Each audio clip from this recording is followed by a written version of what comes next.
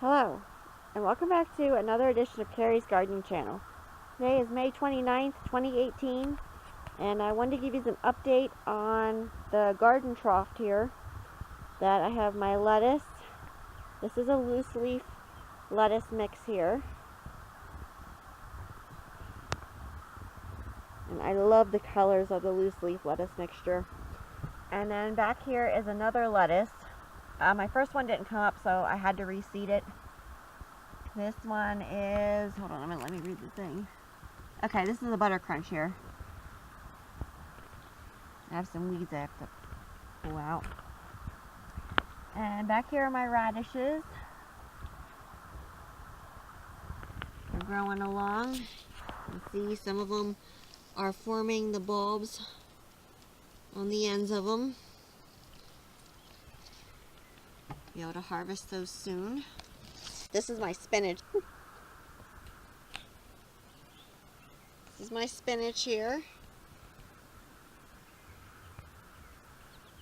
And this is my kale over here. The kale, I could actually start harvesting it. I'll come back with another video when I do that. Now, it's the afternoon where I'm at, and it's pretty hot out today. So I will not be harvesting my kale right now. One thing you don't want to do is like cut your lettuce, your spinach, or your kale. You don't want to cut your leafy greens when it's really warm out or in the afternoon. You want to get it in the morning.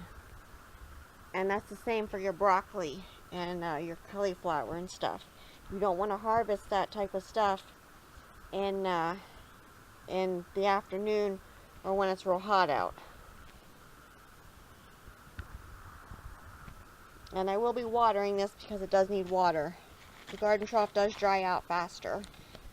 And these are my carrots over here.